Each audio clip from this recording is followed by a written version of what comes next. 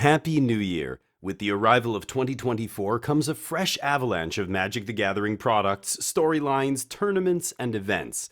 So let's kick it off by going over all of the various things that are on the horizon for the game that we love in the coming year. Kicking things off will be Ravnica Remastered, a reprint set in which 0 new cards were added and no rarities shifted, consisting of cards from the 13 different sets across 16 years that took place on the plane of Ravnica. There will be draft and collector boosters available, with the collector boosters giving players a chance to hit retro frame cards, borderless cards, as well as serialized cards, while the draft boosters look a bit different than your typical pack, giving players a bit higher chance to hit a shock land in the mana fixing slot. That said, some players are dismissing the draft set as just too low EV, or estimated value, to be worth buying, as the average price of the Mythics is quite low. However, one important thing to remember is that this will be the last time we get to draft with draft boosters, as they will be phased out following Ravnica Remastered in favor of the new play boosters, which are sure to provide a very different draft and especially sealed experience. Therefore, if you'd like one last hurrah to traditionally draft a remastered version of some of the most popular limited sets of all time, now might be your only chance. Speaking of boosters, the new play booster will be introduced with the arrival of the next new set, Murders at Karlov Manor. While only 25 cards have been spoiled thus far, we already know mechanics like basic land cycling will be making a return, as well as Investigate, to the surprise of absolutely no one. A murder mystery atmosphere will definitely be a unique take for a Magic set, so it will be interesting to see how it plays. More importantly, this will be the first set in the 30-year history of the game where the traditional draft booster will no longer be available. I could make an hours-long video on why Wizards of the Coast were forced to do this and what it means for Limited going forward, but let's not start 2024 off with negativity, shall we? The bottom line is, this is what the packs will look like for the vast majority of players from Murders at Karlov Manor forward. 6 slots for commons, 3 slots for uncommons, 1 rare/mythic slot, 1 land slot, 1 token slot, and 3 wildcard slots, with one of them being from the list. First, that's only 14 cards compared to the typical draft booster's 15. Second, there will be less commons on average compared to a typical draft booster, while there will be more rares. How many rares? Well, I did some digging and found this from Mark Rosewater's blog. A player will have a 37% chance to hit 2 rares in a pack, followed by a 4% chance to hit 3 rares, and a less than 1% chance to hit 4 rares. That means you'll get 2 or more rares in over 40% of the booster packs. In competitive sealed events, like every limited regional championship qualifier or MagicCon event, this will start to really swing things. But I digress. Regarding price, play boosters appear at first to cost the same as a current set booster, about $1 more than a draft booster.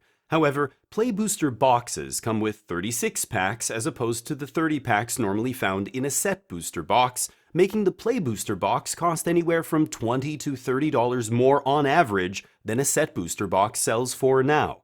With no cheaper option available with the departure of the draft booster once Murders at Karlov Manor drops, many players aren't sure if this is something they're willing to pay extra for. This is easily the biggest change for Magic in 2024, and whether it pans out or not remains to be seen. The final set coming out in the first quarter of the new year will be the next Universes Beyond set, Fallout. A casual set made for Commander players. Its art and card mechanics are based on the popular video game series of the same name. I covered the new Fallout set in detail in episode number 19 of Magic Insider, so please check our YouTube playlist for that episode if you'd like to know more. Kicking off Q2 of 2024 will be Outlaws of Thunder Junction, a Wild West themed set which will be the culmination of the current Omen Path story arc, revolving around Kellen and his eventual confrontation with his father Oko.